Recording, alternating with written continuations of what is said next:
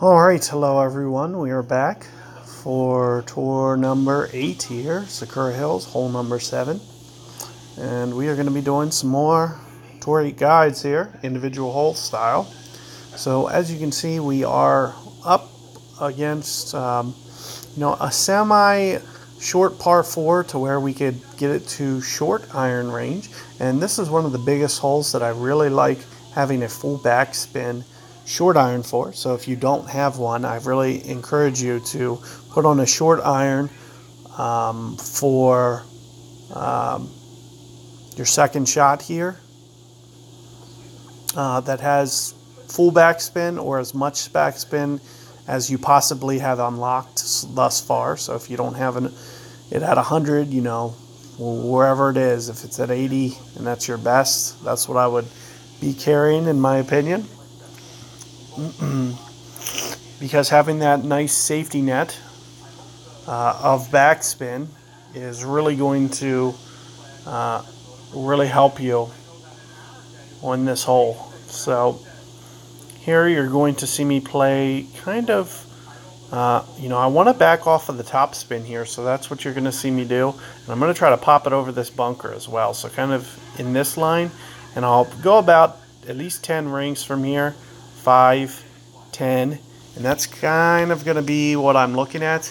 I might just do just a little bit of curl, and you can see kind of where I'm setting my power as well. And there you see perfect ball. You do want to get, some momentum over towards the right because it does tend to work its way back to the left. And as you can see, the way that I did that, very centered there. Not getting too aggressive with my curl, putting it into the right rough. I'm just kind of laying it out into the middle, and all things considered, with most winds, I should just be in range to get the short iron on the hole.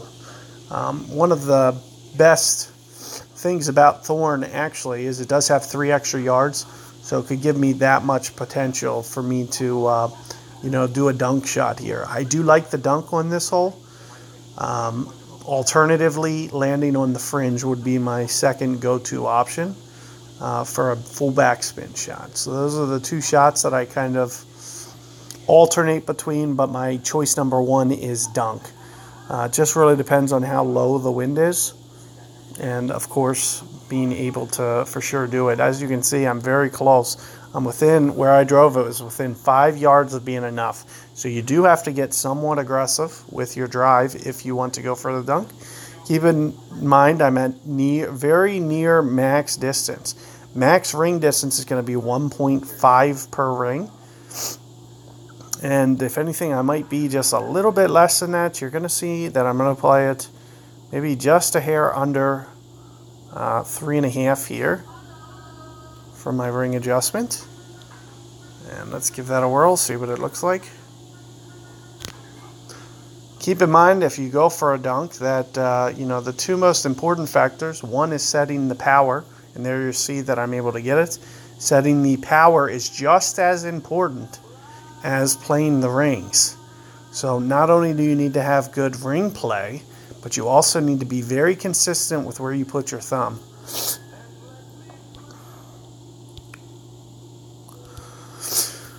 So unlucky, I don't expect to make that every time.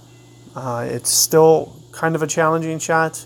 Very, very low risk though. It can slam the pin, but it's not going to happen too often. More times than not, you'll miss entirely, and it'll basically just be an 8-foot putt. So that's kind of what will typically happen if you do miss it. It means you played poor wind play more than anything, and you just won't even hit the hole at all.